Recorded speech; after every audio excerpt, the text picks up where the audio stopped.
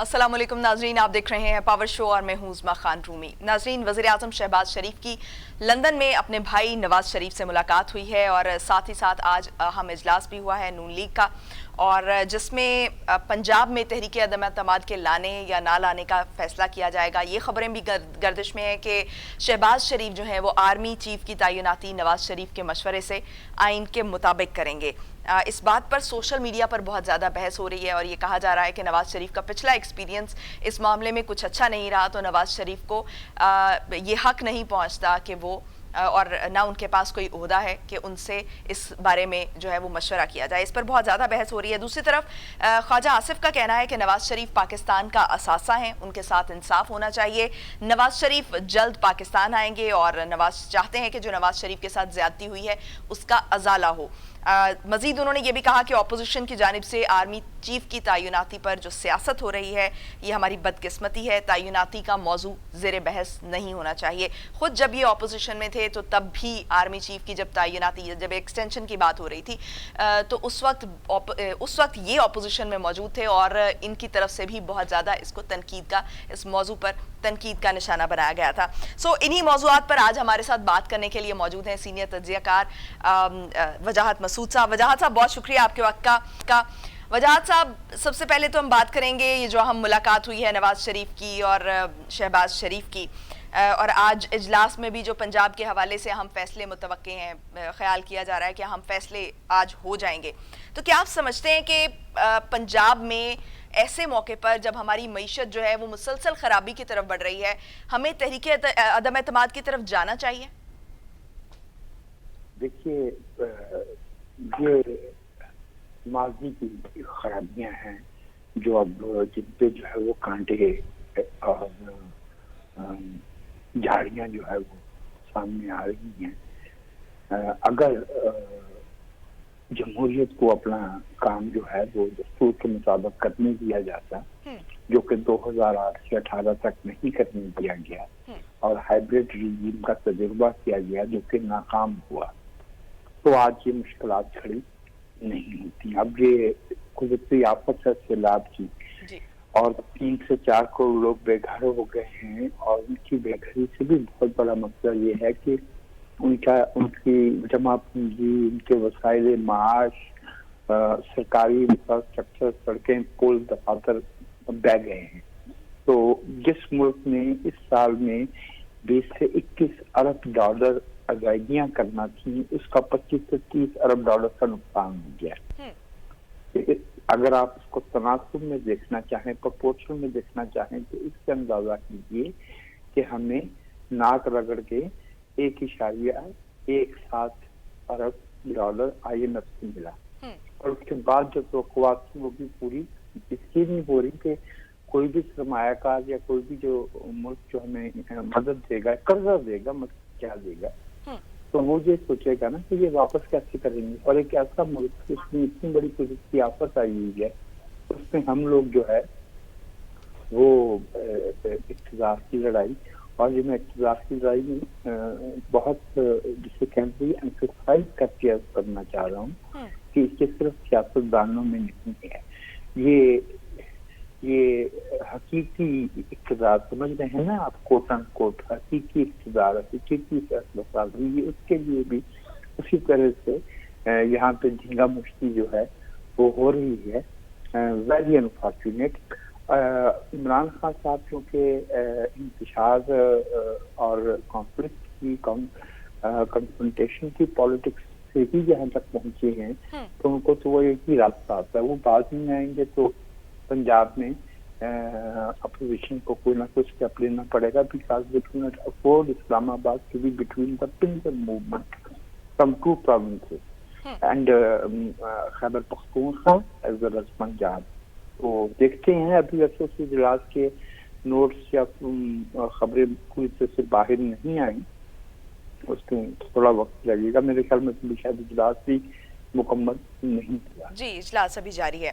अच्छा वजाहत साहब, एक بہت اہم ٹاپک کہ -1 جیسے ابھی عمران خان کو ہٹانے کی، عمران خان بھی بات کر رہے ہیں کہ -1 کرنے کی کوششیں کی جا رہی ہیں، اور ماضی میں ہم نے دیکھا ہے کہ -1 کی کوششیں جو ہیں وہ اس کے سیاست پر بہت زیادہ اثرات نہیں ہوتے، لیکن ملکی سیاست پر اس کے بہت زیادہ اثرات ہوتے ہیں۔ اور جو تاریخی تناظر میں دیکھا جائے تو ہم اگر لیاقت علی خان سے شروع کریں تو اس کے بعد سے آج تک ہم یہ -1 ہوتے ہوئے دیکھتے ہیں۔ کیا آپ سمجھتے ہیں کہ جو یہ بار بار ایک ہی طرح کی چیزیں امپلیمنٹ کرنا، کیا آپ سمجھتے ہیں کہ کیا ہم تاریخ سے سبق نہیں سیکھتے، یا پھر تاریخی واقعات کے تناظر میں ہم صحیح انالیسس کرنے کے قابل نہیں ہیں، جس کی بنیاد پر ہم بار بار ایک ہی طرف جاتے ہیں، ایک ہی طریقے کی طرف جاتے ہیں؟ بھی ایک تو میں آپ سے کہوں کہ یہ جو -1 ہے یہ یوفیمزم ہے، یہ ایک ذرا ملفوف طریقہ ہے سیاسی عمل میں غیر دستوری اور غیر سیاسی مداخلت کا۔ تو آپ نے لیاقت علی خان صاحب کا نام لیا جی، انہیں -1 کیا گیا تھا، مجیب الرحمان کو -1 کیا گیا تھا، سروردی کو کیا گیا، بھٹو صاحب کو کیا گیا، بے نظیر بھٹو کو کیا گیا، نواز شریف صاحب کو کیا گیا۔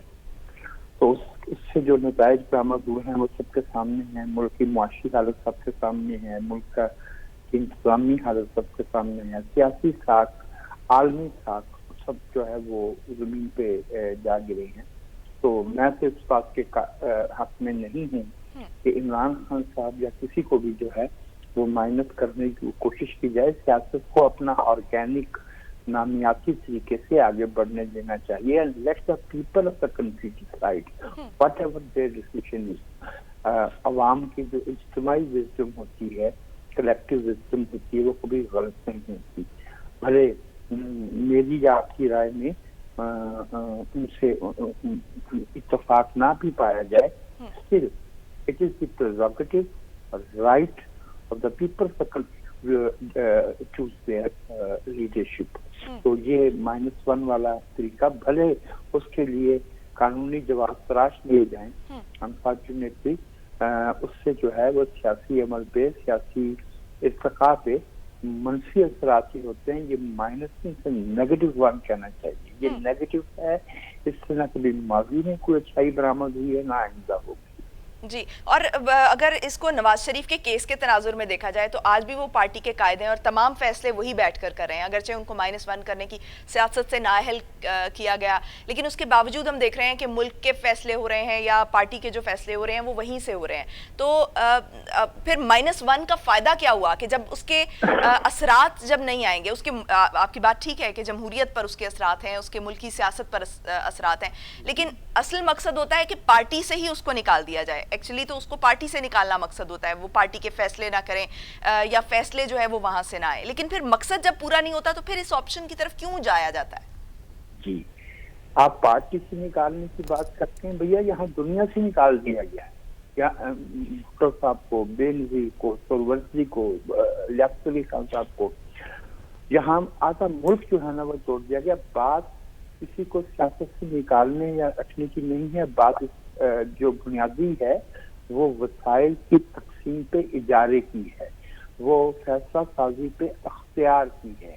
تو اس میں ایک فریق جو ہے وہ دیدہ ہے، تو اس کو جو سب برا بھلا کہتے ہیں، وہ سیاسی سوچتے ہیں، ان میں سے بھی بہت ہی کم، میں معذرت سے اور تکلیف سے یہ بات کرتا ہوں کہ ہماری سیاسی جو لیڈرشپ ہے اس میں بہت کم ایسے ہیں جو قومی سیاست کا ویژن رکھتے ہیں یا قوم کے مستقبل کے بارے میں سوچتے ہیں۔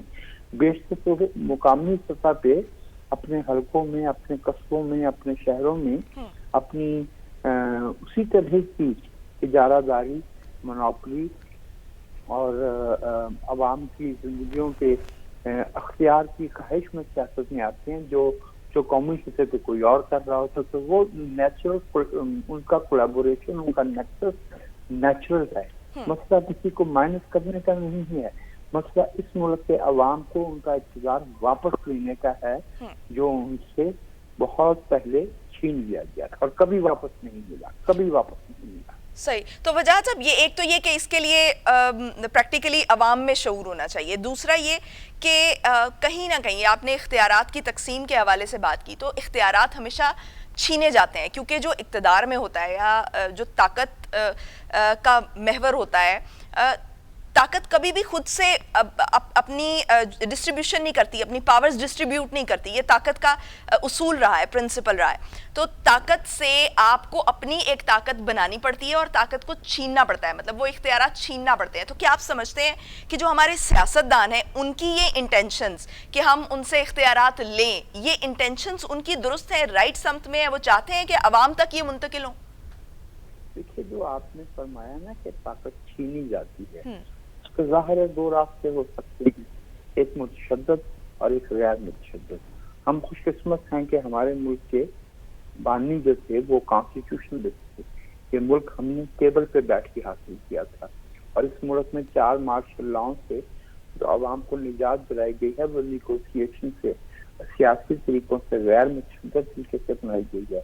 میں تاریخ کا معمولی طالب علم ہوں، اور میں نے سیاست میں تشدد سے بہتری برآمد ہوتے کہیں نہیں دیکھی.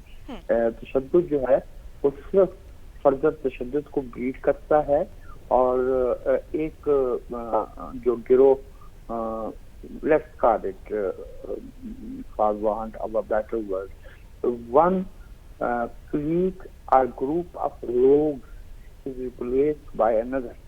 ایک گنڈوں کا گروپ جاتا ہے اس کی جگہ پہ تشدد. میں آپ تو نہیں کریں گے نا، ہمیں تو بندوق نہیں اٹھانا آتی، تو ہم تو منہ سے بات کر سکتے ہیں، دلی دے سکتے ہیں، دستور کا حوالہ دے سکتے ہیں، تاریخ کا حوالہ دے سکتے ہیں. یہ جو بندوق والا معاملہ ہے یہ ہمارے ملک میں نہ ہونا چاہیے، اور نہ اس کے لیے اس کی خواہش کرنی چاہیے.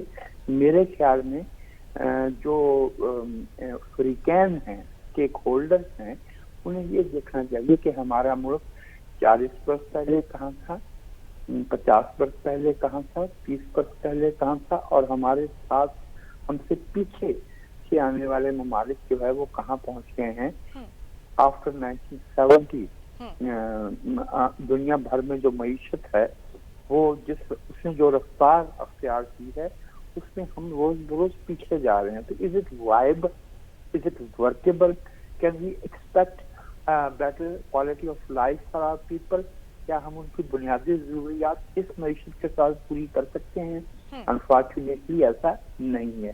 تو میرے خیال میں جو وائلنس کا راستہ ہے، جو سڑکوں پہ آنے کا اور لڑائی جھگڑے کا راستہ ہے، اس کی بجائے ٹیبل پہ بیٹھ کے اس پہ غور کرنا چاہیے کہ ہم ویئر وی وینٹ رانگ، ہم کیسے واپسی کا راستہ تیار کر سکتے ہیں. ہمارے ساتھ میں انڈیا بیٹھا ہے 91 میں، ان کی معیشت کی جو حالت تھی، ایون 98 میں ان کی جو حالت تھی، آج وہ دنیا کی 5ویں یا 6ٹھی بڑی معیشت ہے. حالانکہ ان کی آبادی ہم سے بہت زیادہ ہے، لیکن کوئی جو بھی ہماری آبادی بھی تو کم نہیں ہے نا. 23 کروڑ تو ہم بھی ہیں، دنیا میں 5ویں نمبر پہ تو ہم بھی ہیں.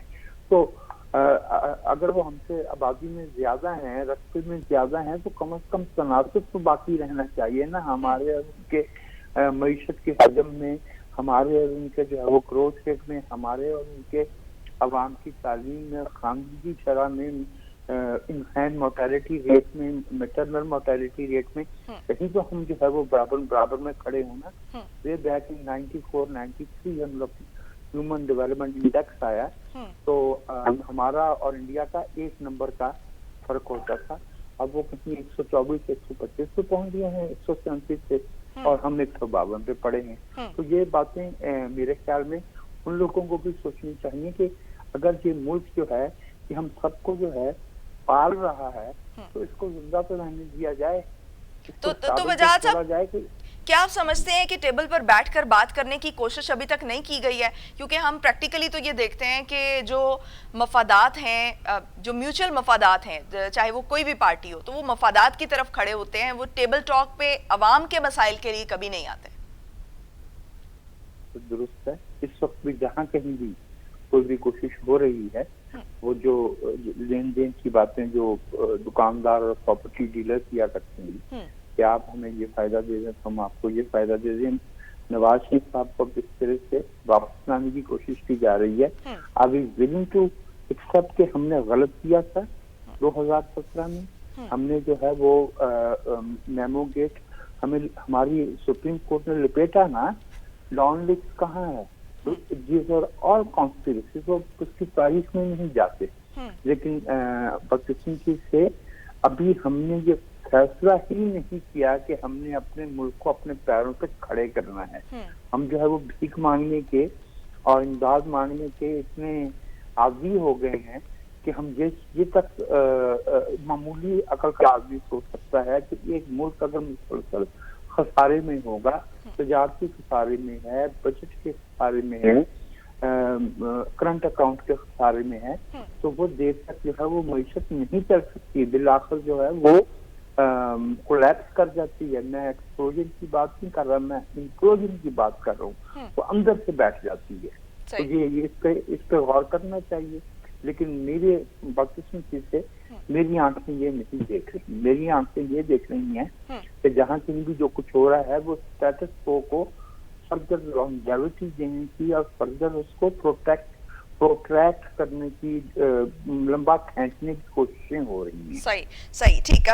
वजाहत साहब आप हमारे साथ ही रहिएगा, ब्रेक लेने का काजा, वापस आएंगे और फिर हम बात करेंगे नवाज शरीफ की वापसी से मुतालिक। बहुत बातें हो रही हैं कि नवाज शरीफ जल्द वापस आएंगे और केसेस की क्या सूरत हाल होगी और इसके इम्पैक्ट्स क्या होंगे अगर केसेस खत्म हो जाते हैं, तो इस पर हम बात करेंगे एक ब्रेक के बाद। Stay tuned.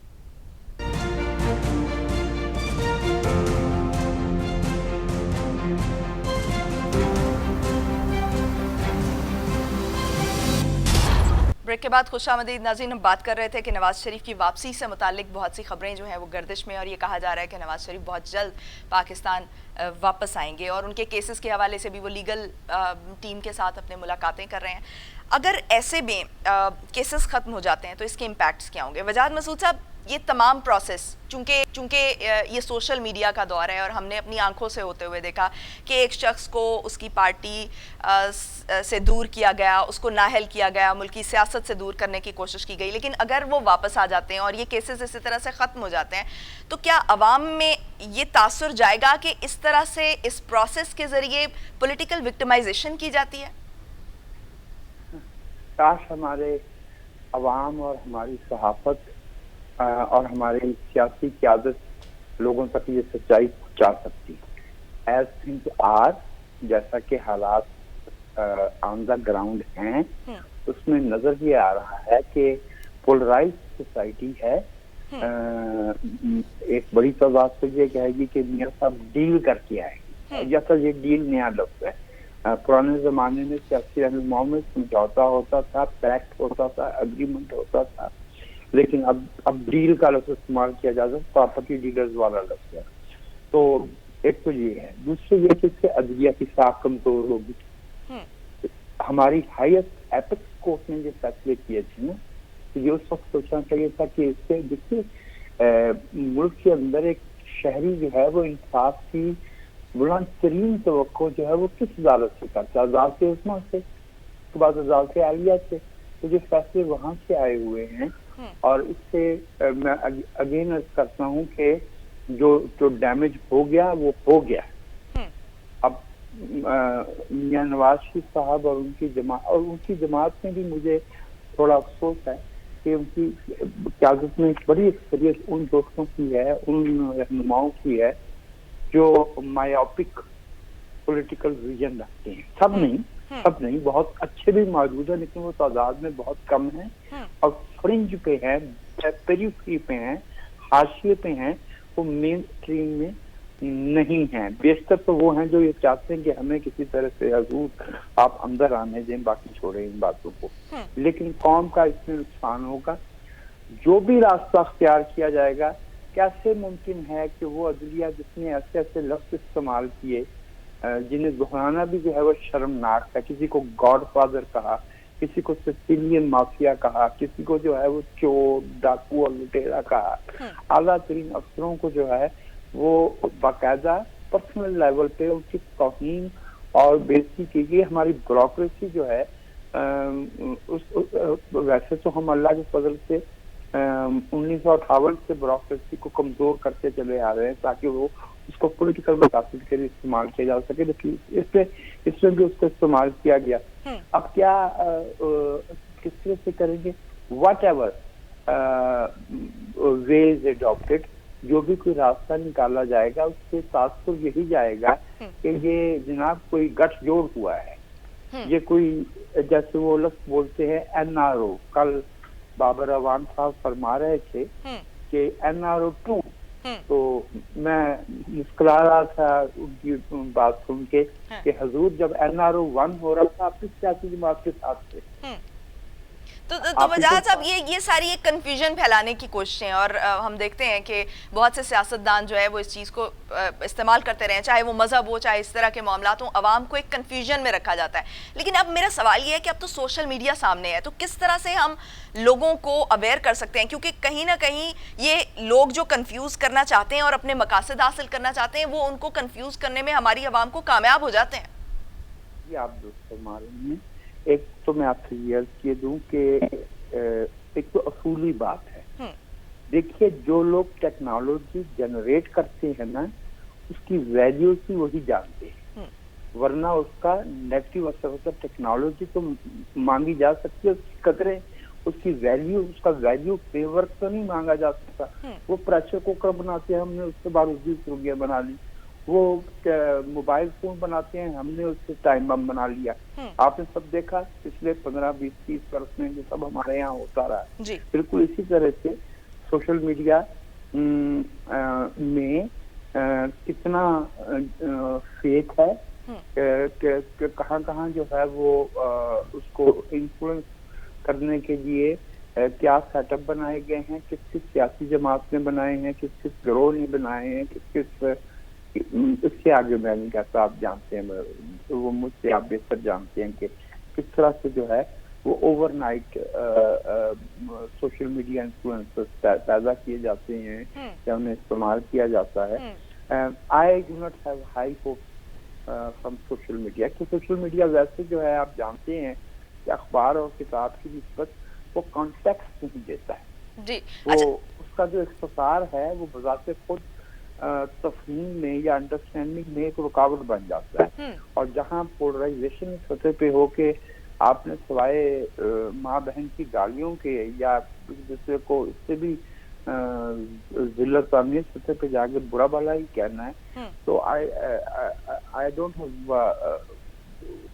high hopes from social media one. اور دوسری یہ کہ اگر ملک کے اندر 2 سیاسی دھارے چل رہے ہوں، جس ایک سیاسی جماعت جسے ملک کی ایک بڑی سیاسی جماعت کہہ رہا ہے، جس نے کہا جاتا ہے جس نے ابھی 3.25 سال حکومت کی ہے، وہ اپنے اسٹینس میں نان پولیٹیکل ہے. اگر وہ اپنے اسٹینس میں نان پولیٹیکل نہیں ہوتی تو وہ دستور کا آرٹیکل 95 بالکل واضح ہے. دستور کا آرٹیکل 95 کے تحت عدم اعتماد کی تحریک آ سکتی ہے، اور نہ یہ سازش نہیں ہوتی، یہ حق ہے اپوزیشن کا کہ اگر اس کے پاس اکثریت ہو تو وہ نو کانفیڈنس موشن لا سکتی ہے. تو ہونا تو یہ چاہیے تھا کہ عمران خان صاحب پارلیمنٹ کے اندر تشریف رکھتے اور ایک بڑی اپوزیشن کے ساتھ جو ہے وہ جو جس وقت کے معاشی حالات ہیں اس میں لوگوں کو ایجوکیٹ کرتے. وہ ایجوکیٹ نہیں کر رہے، وہ نہیں کریں گے کیونکہ ان کا دھندا اس کے بغیر بہت اچھا چل رہا ہے. وہ نفرت پہ، تفرقے پہ، دوسروں کو برا بھلا کہنے پہ، اور پارلیمنٹ کو تو آپ نے توجہ فرمائی ہو کہ دستور اور پارلیمنٹ کا تو وہ نام ہی نہیں لیتے. ان کا تو سارا زور جو ہے وہ نان پولیٹیکل نیریٹو پہ ہے. اچھا وجاہت صاحب، ہم عمران خان کی سیاست پہ بات کر رہے ہیں تو آئے روز ہم دیکھتے ہیں کہ وہ نیا ایک نیریٹو بلڈ کرتے ہیں، اور کہیں نہ کہیں چاہتے نہ چاہتے ہوئے بھی جو ہے وہ ہماری عوام میں چاہے وقتی طور پہ ہی ہو یہ پاپولر ضرور ہوتا ہے، ان کا جو نیریٹو ہوتا ہے. تو ابھی جو عمران خان نے بیان دیا ہے کہ پرامن انقلاب روکا تو کھیل سب کا سب ہاتھ سے نکل جائے گا، آپ کے خیال میں اس کو دھمکی سمجھا جانا چاہیے یا وہ اس طرح کے بیانات دیتے رہتے ہیں چونکہ تو اس کی پرواہ نہیں کرنی چاہیے؟ اس کو سیریسلی لینا چاہیے. کیا وہ یہ چاہتے ہیں کہ اس ملک کے لوگ جو ہے وہ ایک دوسرے کے ساتھ تصادم پہ اتر آئیں؟ کیا وہ سڑکوں پہ خون خرابہ چاہتے ہیں؟ کیا ہمارے ملک کی معیشت، ہمارے ملک کے جو انٹرنیشنل میپ پہ اس وقت جو گراؤنڈ ریئلٹی ہے وہ ہمیں اس کی اجازت دیتی ہے؟ میرا یہ خیال ہے کہ وہ غالباً انقلاب کی جو حرکیات ہیں، ڈائنامکس ہوتی ہیں، حالانکہ کہا جاتا ہے کہ وہ ساری تاریخ پڑھی ہے انہوں نے آکسفورڈ میں، لیکن دنیا میں ایسا کون سا انقلاب ہے جو اپنے بچے نہ کھا گیا ہو، جس نے اپنے عوام پہ تشدد کو جنم نہ دیا ہو، جو جنگ پہ ختم نہ ہوا؟ انقلاب فرانس نیپولین جی 1917 کا اکتوبر انقلاب، وہ جنگ جو ہے وہ 1945 تک چلی ہے، اور چائنا کا انقلاب ثقافتی انقلاب تک اس پہ چلا ہے۔ ایران کے اندر کیا آج بھی جمہوریت ہے؟ No, it is theocracy, it is theocratic autocracy at least, not outright totalitarian. ایسے وہ totalitarian ہے in certain ways. تو ان کو معلوم نہیں ہے کہ انقلاب کسے کہتے ہیں۔ ان کا خیال ہے کہ انقلاب وہ ہوتا ہے جس کے نتیجے میں وہ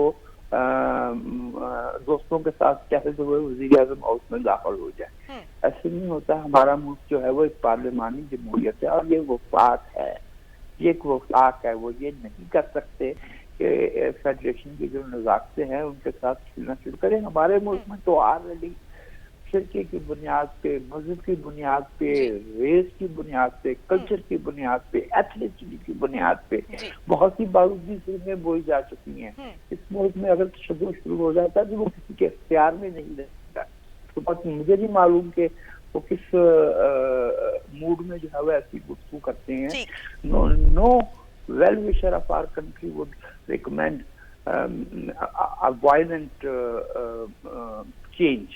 Right. دستور موجود ہے، واضح ہے، اس کے مطابق چلنا چاہیے، اسی میں جو ہے وہ ملک آگے، ورنہ ہم نے دیکھ لیا آپ نے اس کے جہاں یہ سب کچھ نہیں تھا وہاں پہ کیا ہوا ہے، لیبیا میں کیا ہوا ہے، عراق میں کیا ہوا ہے، سیریا میں۔ Right, exactly. ٹھیک، بہت شکریہ۔ محمود صاحب ہمارے ساتھ موجود تھے اور ان کا یہ کہنا تھا کہ عمران خان کی دھمکی کو سیریس لیا جانا چاہیے، کیونکہ اگر لوگ سڑکوں پر آ گئے تو گتھم گتھا ہو جائیں گے اور اس طرح سے ایک پرتشدد انقلاب کی طرف ہم بڑھتے جائیں گے۔ بریک پر جائیں گے اور بریک سے واپس آئیں گے اور پھر بات کریں گے کہ مفتاح اسماعیل صاحب کہہ رہے ہیں کہ اکتوبر میں بجلی کی قیمتیں جو ہے وہ کم ہو جائیں گی اور پیٹرولیم مصنوعات کی قیمتوں میں اضافے پر یا کمی پر ابھی حکومت جو ہے وہ مخمصے کا شکار ہے۔ اس پر ہم بات کریں گے۔ Stay tuned.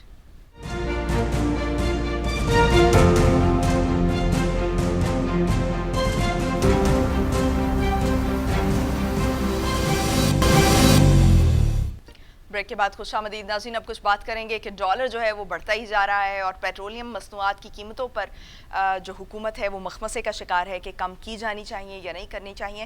البتہ جو مفتاح اسماعیل ہیں انہوں نے کل یہ خوشخبری تو سنائی ہے کہ اکتوبر کے ٹیرف میں جو بجلی ہے اس میں بجلی سستی کی جائے گی، بجلی میں کے پیسوں میں کمی آئے گی۔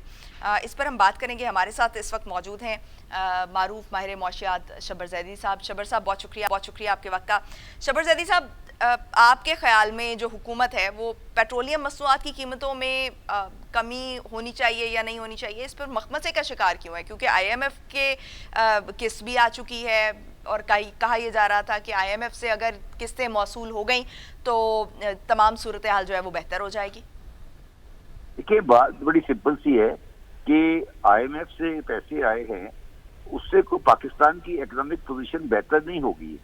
دوسری بات یہ ہے کہ آئی ایم ایف کی یہ کنڈیشنلٹی ہے کہ آپ پیٹرولیم میں سبسڈی ختم کریں گے، تو ابھی تو آلریڈی سبسڈی اتنی زیادہ ہے تو اب ان کے پاس چوائس نہیں ہے کہ پیٹرول کی پرائس نہیں کم کر سکے، تو گریجولی تو بڑھانے والی بات ہے، کم کرنے کی سوچیں تو مجھے نظر نہیں آ رہی ہے۔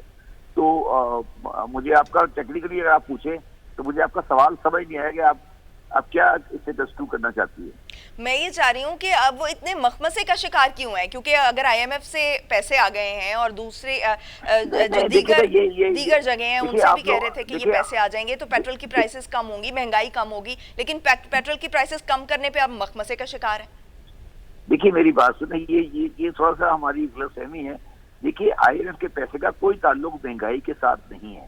آئی ایم ایف کے پیسے تو ہمارے پاس اس لیے آئے ہیں کہ ہمارا کرنٹ اکاؤنٹ بیلنس نہیں ہو رہا ہے اور وہ 1.6 بلین کے آنے سے پاکستان میں کوئی خاص فرق نہیں پڑ جائے گا۔ صرف اس سے یہ ہے کہ کم از کم سے پہلے آپ کو ایک گارنٹی مل گئی کہ امیڈیٹ ڈیفالٹ نہیں آ رہا۔ اس کا کوئی تعلق مہنگائی کے ساتھ، پیٹرولیم پرائس کے ساتھ نہیں ہے، بلکہ یہ ایک کمبینیشن ہے کہ ہمیں پیٹرول کی پرائس کو آئی ایم ایف حساب سے چلانا ہے۔ تو آپ ان دو چیزوں کو ملائیں نہیں۔ मकसद कहने का ये है कि ये जो परसेप्शन गवर्नमेंट ने डाला था कि हम जब IMF के पैसे आ जाएंगे वो सब ठीक हो जाएगा, ये गलत था। इसकी कोई सेंसिबल चीज नहीं है या कोई मतलब नहीं है इसका। अच्छा शब्बीर साहब, जो ये कहा जाता है कि तमाम मसाइल की जड़ हमारे डेट्स हैं, हमारे कर्जे हैं, और जो कर्ज हैं उनके इकोनॉमिक ग्रोथ उनकी वजह से नहीं हो सकती, इसके इकोनॉमिक ग्रोथ पर नेगेटिव असरात होते हैं। लेकिन हम ये देखते हैं कि जो जितनी बड़ी मईशतें हैं, अमेरिका है, चाइना है, वो उतने ही बड़े मकरूज भी हैं, वो उतने ही ज़्यादा कर्जदार हैं, लेकिन उनकी जो इकोनॉमिक ग्रोथ है वो आगे बढ़ती जाती है। उनकी इकोनॉमी जो है वो दुनिया की लार्जेस्ट इकोनॉमी है, सबसे बड़ी इकोनॉमी है। इसकी वजह क्या है? देखिए, अमेरिका का कर्जा जो है वो तो टेक्निकली कर्जा है नहीं, इसलिए कि उनका करेंसी उसी करेंसी में डिपॉजिट रखा हुआ है जो अमेरिकन से, तो अमेरिकन से कन्वर्ट करने का फायदा नहीं है।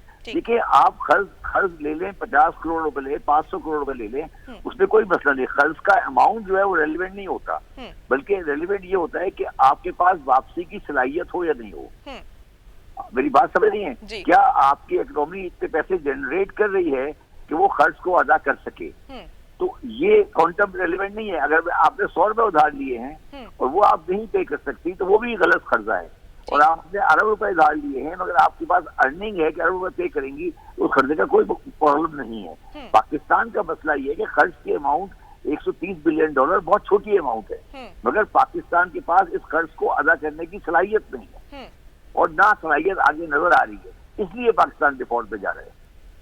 सही। तो हमारे पास क्या ऑप्शंस हैं शब्बीर साहब? इस सारे सिनेरियो में देखें कि हमारे पास फिर क्या ऑप्शंस हैं, हमें ऐसा क्या करना चाहिए? आप चाहती हैं मैं सच बोल दूं जी, और वो बात कर लूं जो जनरली नहीं करते? देखिए, अगर हमें परेशानी है और हमें आगे चीजें सही नहीं आ रही तो हमें रीस्ट्रक्चरिंग कर लेनी चाहिए। मैं लफ्ज़ डिफॉल्ट का इस्तेमाल नहीं कर रहा, मगर हमें कुछ ऐसा करना पड़ेगा, ये रूटीन मैटर में ये काम हल नहीं होगा। तो मैं लफ्ज़ डिफॉल्ट इस्तेमाल नहीं कर रहा, मैं सेमी डिफॉल्ट की बात कर रहा हूँ कि हमें एक कहना पड़ेगा कि हमारे बस का काम नहीं है इंडस्ट्रियल कम्युनिटी को और आप हमें पैकेज दें। अच्छा शब्बीर साहब, एक ऑप्शन ये भी हो सकती है कि अगर आप जो मिडिल क्लास है, जो एक बड़ा सेक्टर है, इसका एक्सेस टू कैपिटल इसको दे दें।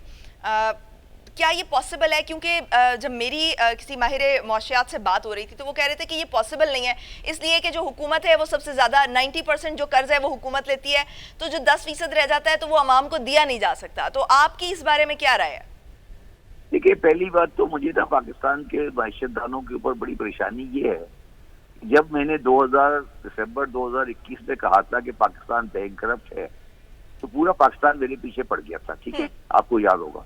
अब ये पाकिस्तानी सारे क्यों कह रहे हैं कि बैंकरप्ट है? 6 महीने में क्या हो गया? इसकी वजह, इसका मतलब ये या तो इनको समझ नहीं आती जी, या इनके अंदर हिम्मत नहीं है बात करने की। सर थोड़ा शॉर्ट कमेंट कीजिएगा, टाइम कम है। मैं ये कह रहा हूँ, जो आप बात कर रही है वो बिल्कुल सही है, मगर आपको बुनियादी तौर पे गवर्नमेंट को सही करना पड़ेगा, पब्लिक का उसमें रोल ज़्यादा नहीं है। ठीक, बहुत शुक्रिया। शब्बीर हमारे साथ मौजूद थे। नाज़रीन, मुझे दीजिए इजाज़त, पाकिस्तान की हमेशा पाइंदगी की दुआ के साथ। अल्लाह हाफ़िज़ नासर।